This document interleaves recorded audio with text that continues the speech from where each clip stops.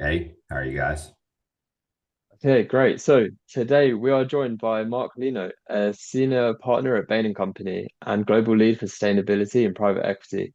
Over the past 2 decades, Marc has guided investors through diligence, ownership, and exit, helping embed sustainability into value creation. Alongside this, he co-founded Billy's Bakery in New York, now in its 21st year, and he has spent the last decade stewarding Candacraig, a historic Scottish estate. His journey blends advising, building, and owning with lessons that bridge consulting, entrepreneurship, and investing. Thank you very much for joining us today, Mark. Thanks, Harry. Great to see you and Aryan here. Looking forward Yeah, to chat. just for a pulse check, how are you doing? How are you doing today? Yeah, great. I mean, it's a busy period. There's New York Climate Week coming up, and so we're getting ready for that. There's lots of exciting events with investors Mhm. as people think through how to really drive value from sustainability. So it's a good time. Amazing. So you've been with Bain for over 20 years. What first drew you into consulting personally, and what has kept you committed to the private equity space?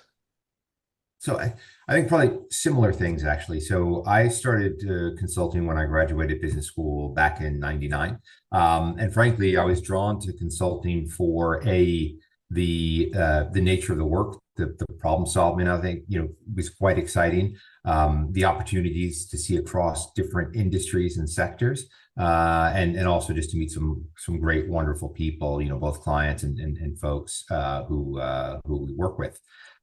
So I got into it for that, and then as time progressed, I started spending more and more time with private investors, thinking through some pretty cool problems. And as those and interesting opportunities, and as those sort of ventured on, I realized I enjoy that entrepreneurial nature that private equity offers. And so for the past 15 plus years, I've been strictly focused on private equity, again because of the entrepreneurism, building businesses, thinking through creative ways of developing value is a lot of fun. So, as you say, you're very much drawn to the problem-solving aspect and particularly value creation. But in the industry, that idea of value creation has evolved significantly. What shifts have you seen within private equity and how the space has defined value over the years and how it currently is? Yeah, no. I mean, it really has evolved quite significantly. I mean, if you think of the industry 25 years ago, I mean, it was, maybe 5% of where it is today. And over those 25 years, the industry has developed really cool value creation muscles.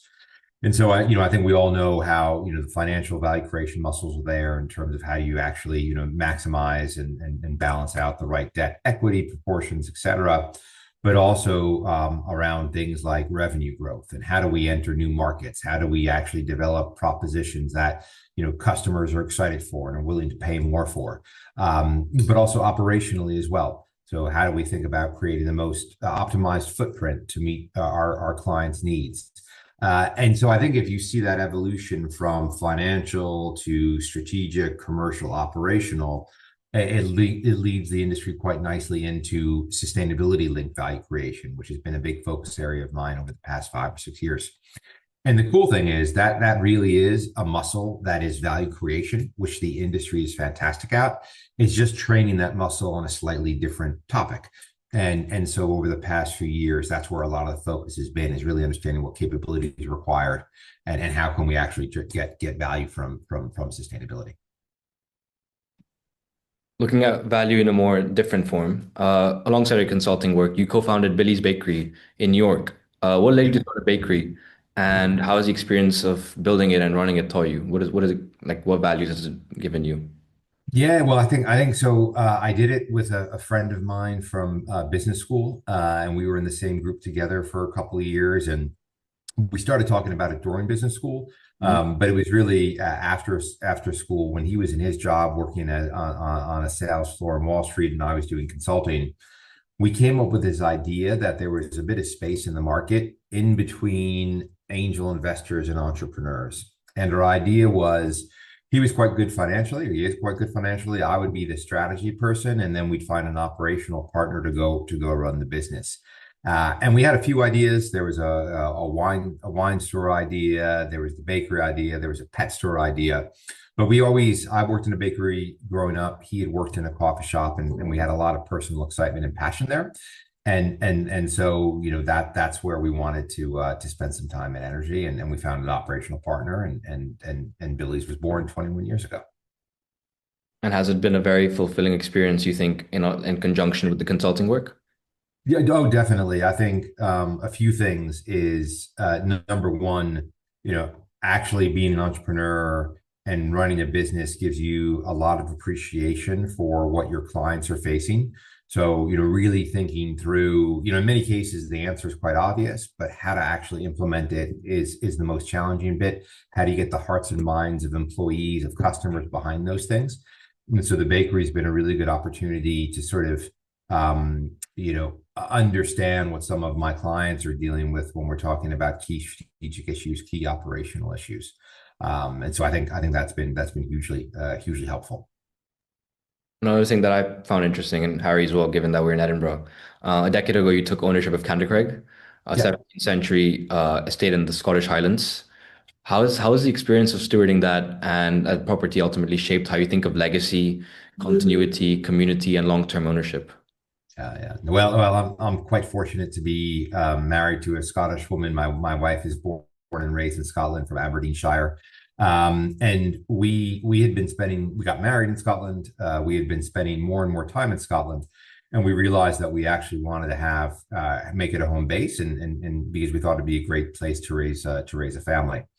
And we were quite fortunate to find Candacraig as we were looking at it. And we also realized that Candacraig was not only a great place to raise a family, but frankly, every time we had friends and family visiting and staying with us for various different events, everyone really enjoyed it and put them in a positive state of mind. And so we thought potentially there could be a business there. And what's quite cool is, a house like that, it takes a lot to maintain. I mean, in terms of just keep looking after it and keeping it going. So it was nice from that perspective because, doing events there helps contribute against that. But at the same point, we also really got to know the local community quite well. We see the importance of, if you're living in rural Scotland, it takes a lot. You have multiple jobs to keep that going. So it's also a nice little bit to work with the local community and find ways to do things together. And so it's been a real blast. And we've had that now for 11 plus years. And it's flown by, and we absolutely love being up there. It's amazing. Hopefully you can visit it sometime, given that it would be nearby. Bringing back to the consulting side of things, at what Yeah. point do you think sustainability became a core issue rather than like this side note, rather than like this tick box for your clients?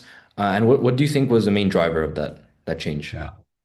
Well, I think number one, I give loads of credit to the private equity, private investor community for always being on the forefront of thinking, how do we actually really future-proof a business? How do we make a business resilient? How do we really make it thrive?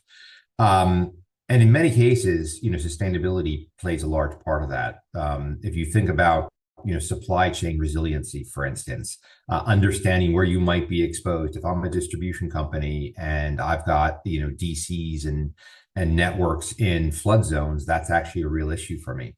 And so I think the industry has always been on the front foot in terms of thinking about it from the risk perspective, and there's real value at risk there.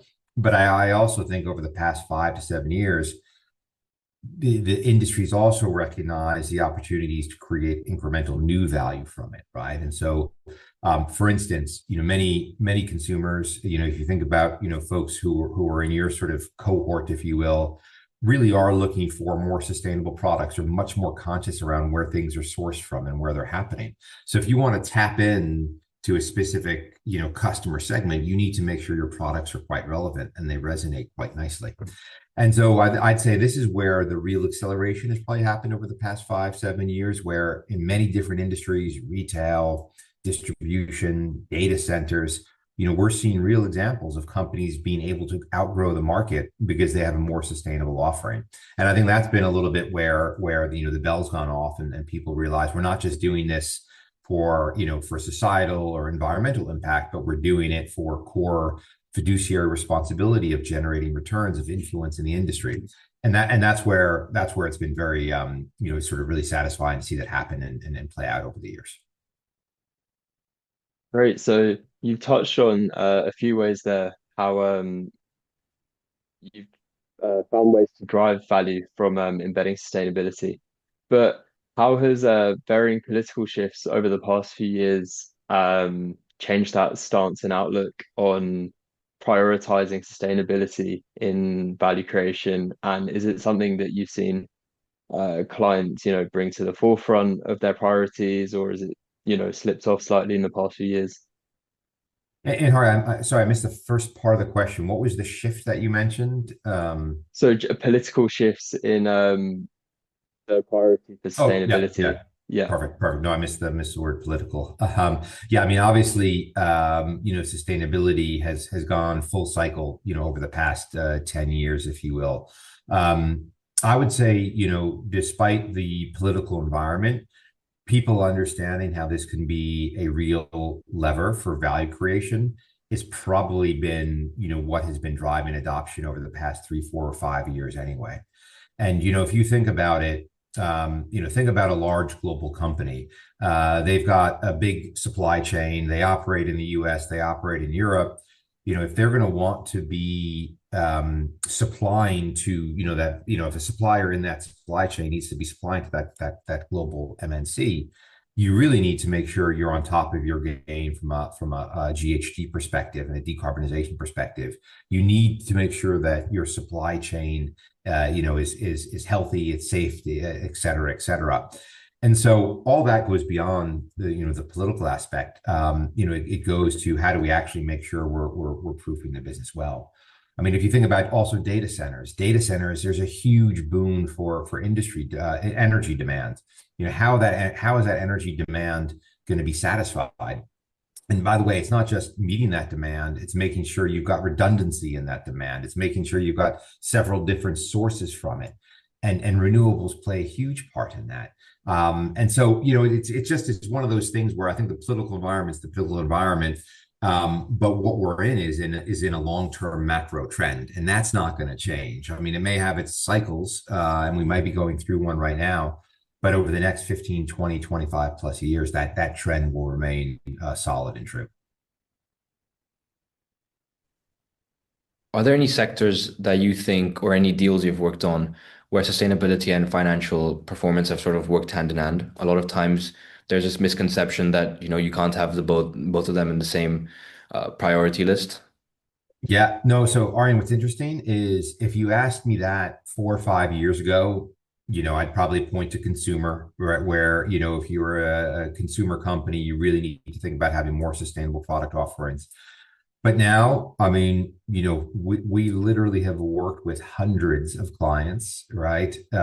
Across every industry, data centers, airlines, shipping, construction, right? Everyone recognizes that if they're going to want to be building a business that's going to be around 5, 10, 15 years from now, they need to make sure they're factoring it into their strategy.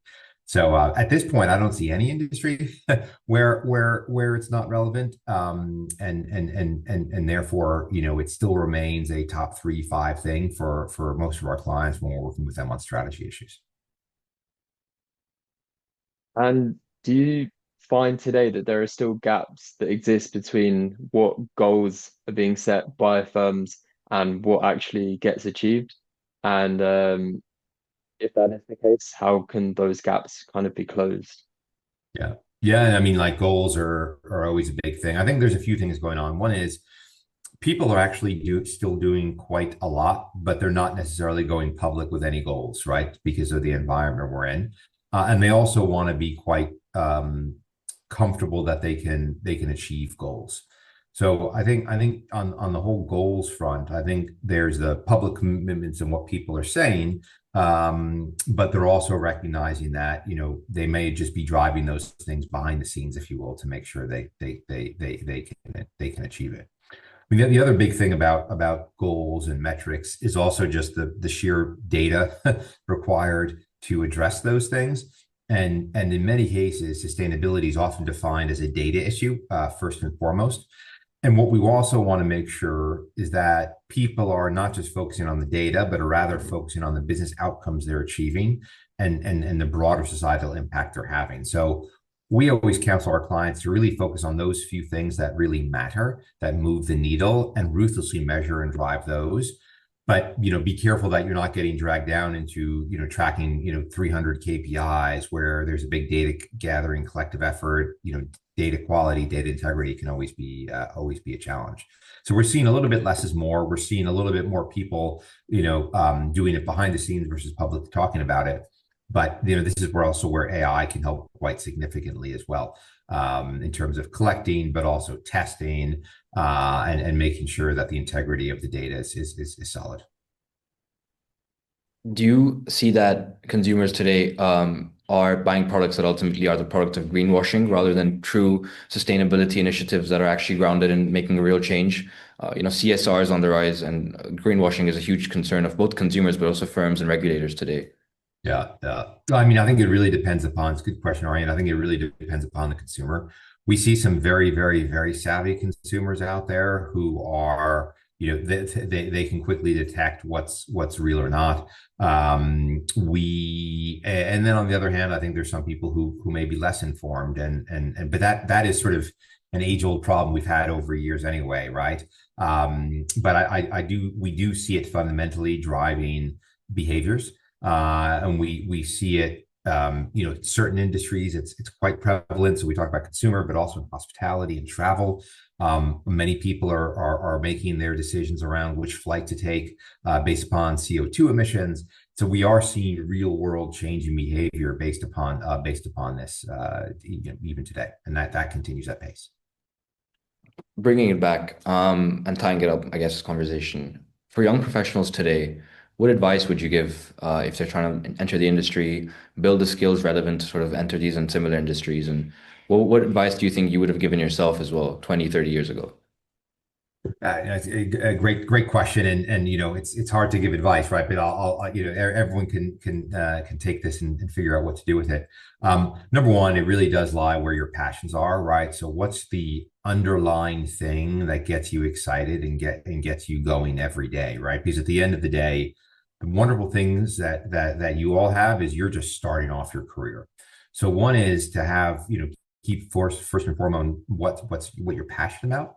But I think equally important is optionality, right? What you want to be able to do. So the one thing we do know over the next 30 to 40 years of your career, things are going to change. And so optionality is quite important. So making sure that if one area slows down, you can pivot to a different area. You're building core skill sets. To me, the technical skill sets around AI are quite important, but so is domain expertise, really knowing an industry and being able to go deep there. And over time, that might be 3 to 5 different industries, but you need to develop that domain expertise and develop it in general manager skill sets, also quite important. And so, at the end of the day, I always try to have a little bit of a vision of what I want to be doing. It's not perfect. It's more like an impressionist painting. Like, you can tell it's a landscape, but you can't tell where it is. But at least that helps me make sure that I'm moving in the right direction. I'm keeping my options open, and I'm developing skill sets. And for you all, you've got a blank canvas you can work with. So it's really exciting. Yeah, no, that makes a lot of sense. And again, this is a question we ask a lot of the guests we have, join us for these conversations, but both personally and professionally, what would you say is the most fulfilling thing you've done in your career? I think probably the most fulfilling thing that I've done has been have the opportunity to work with wonderful people and really do great things together. And so for me, the magic really happens when, you take a group of 5, 6 people, you put them together and you work on something that helps shape businesses, but also industries. And so over the past few years, I've had the pleasure of working with Initiative Climate International, the private markets, on the private markets decarbonization roadmap with a group called the Sustainable Markets Initiative. And when you see these industry leaders come together and are committed, I really get excited by the power of what you can achieve by teaming and thinking boldly. So that's probably been what's given me the most energy over the years. Mark, thank you very much for taking the time to join us in this conversation today. Your insights have been extremely valuable. And yeah, I hope you stay in touch. Great. Thanks, Harry. Thanks, Arian. It's been a real pleasure to chat with you guys and hear what you're doing. So I appreciate this. Thank you so much. Thank you.